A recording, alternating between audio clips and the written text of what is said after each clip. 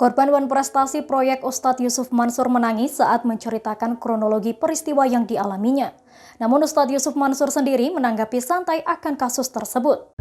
Lili Herlina tak kuasa membendung emosinya saat menceritakan awal mula ia berinvestasi dalam proyek haji dan umroh yang dicetuskan oleh Jam' an-Nur Khatib Mansur alias Ustadz Yusuf Mansur dan kawan-kawan.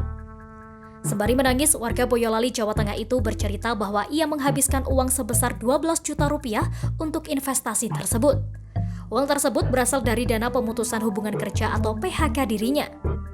Lili menceritakan ia berinvestasi setelah melihat Yusuf Mansur mempromosikan program investasi itu saat mengisi acara dakwah yang disiarkan stasiun televisi swasta pada 2013. Dan saat itu juga langsung tertarik. Ia lantas menghubungi nomor yang tertera dalam acara itu dan mendapatkan nomor rekening khusus untuk program investasi tersebut. Setelahnya, Lili bergegas mentransfer uang senilai 12 juta rupiah. Hal tersebut diungkapkan Lili seusai sidang perdana gugatannya di Pengadilan Negeri Tangerang, Kota Tangerang pada Kamis 6 Januari 2022. Saat itu, Lili tak memiliki pikiran buruk bahwa program investasi tersebut bakal bermasalah.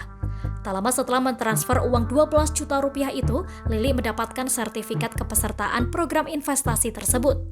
Dalam sertifikat itu dijelaskan bahwa Lili bakal mendapatkan keuntungan sebesar 8% per tahun. Ia semakin merasa senang dengan program itu saat mengetahui bahwa investor berhak menginap di hotel dan apartemen haji atau umrah selama 12 hari per tahunnya. Adapun hotel itu kini bernama Hotel City di Kota Tangerang. Lili pun senantiasa menunggu adanya keuntungan dari investasi tersebut.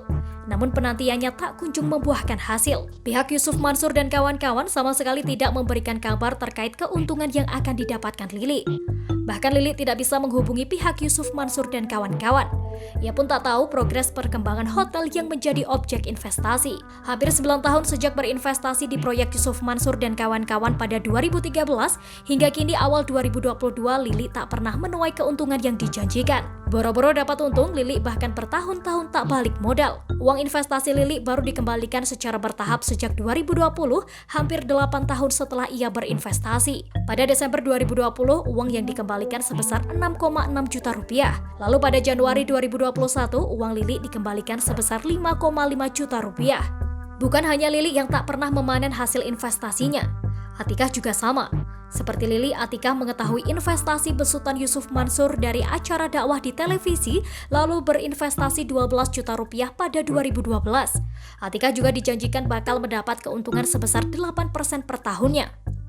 Karena ada hak-hak yang belum diterima, Lili bersama 11 investor lainnya melayangkan gugatan perdata terhadap Yusuf Mansur dan kawan-kawan di Pengadilan Negeri Tangerang.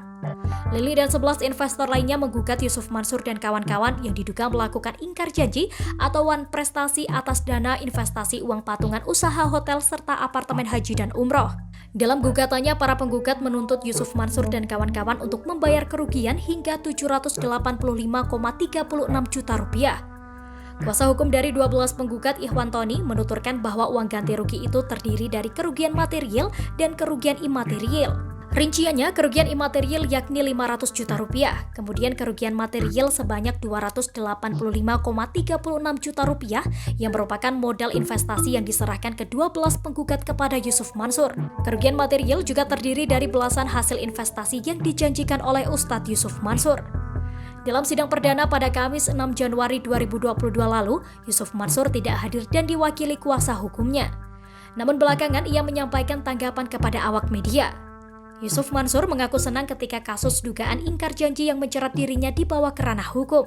Menurut Yusuf, jika kasus itu hanya beredar di media sosial saja, maka yang muncul hanyalah debat kusir alias bantah-membantah. Ia menggambarkan bantah-membantah itu sebagai amunisi konten. Yusuf mengaku dirinya tak hanya digugat 1 kali saja atas kasus yang sama, melainkan hingga 3 kali. Dia menuturkan sidang pertama dalam gugatan pertama berlangsung pada tanggal 5 Januari 2022. Kemudian sidang pertama gugatan kedua berlangsung pada 6 Januari 2022 dan sidang pertama gugatan ketiga berlangsung pada 18 Januari 2022. Semuanya di Pengadilan Negeri Tangerang. Menurut dia, investasi yang digugat oleh beberapa pihak itu sebenarnya sudah berhasil secara visi dan misi keumatan.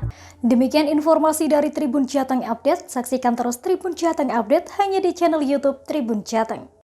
Ikuti terus update terbaru dari sosial media Tribun Jateng.